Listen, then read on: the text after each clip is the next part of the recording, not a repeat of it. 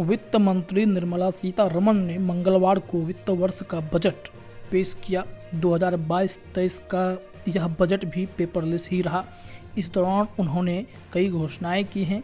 कई चीज़ों पर कस्टम ड्यूटी आयात शुल्क बढ़ाए गए हैं तो कई पर घटाने की भी बात हुई है।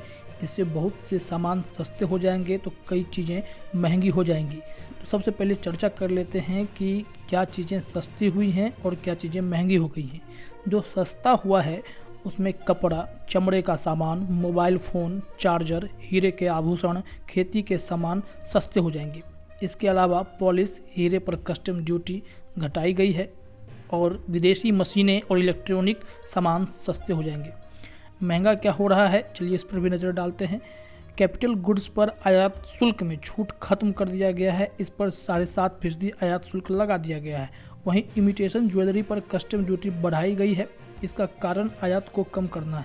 विदेशी छाता भी महंगा होगा, आयातित सामान महंगे होंगे। इसके अलावा आगामी अक्टूबर से बिना ब्लेंडिंग वाले फ्यूल पर 2 रुपये प्रति लीटर के हिसाब से एक्साइज ड्यूटी भी लगाई जाएगी। तो ये थी सस्ती और महंगी चीज़ें।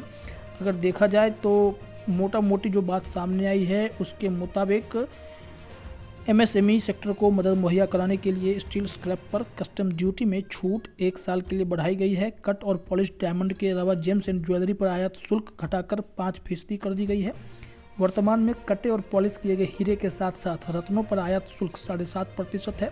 लोकसभा में 2022-23 के लिए बजट पेश करते हुए वित्त मंत्री सीतारमण ने यह भी घोषणा की कि सरकार ई-कॉमर्स के माध्यम से आभूषणों के निर्यात की सुविधा प्रदान करेगी, जिसके लिए वह इस साल जून तक फ्रेमवर्क लागू कर देगी। वहीं स्टेनलेस स्टील और कोटेड स्टील, अलॉय स्टील के कुछ हिस्सों पर कुछ एंटी डंपिंग शुल्क और काउंटर वेलिंग ड्यूटी का हटा दिया जाएगा। घरेलू स्तर पर मैन्युफैक्चरिंग को बढ़ावा देने के लिए मोबाइल फ़ोन, चार्जर, ट्रांसफ़र आदि पर इंपोर्ट ड्यूटी में छूट दी गई है। पेट्रोलियम उत्पादों के लिए आवश्यक रसायनों के अलावा मेथनॉल सहित कुछ रसायनों पर सीमा शुल्क घटाई गई है।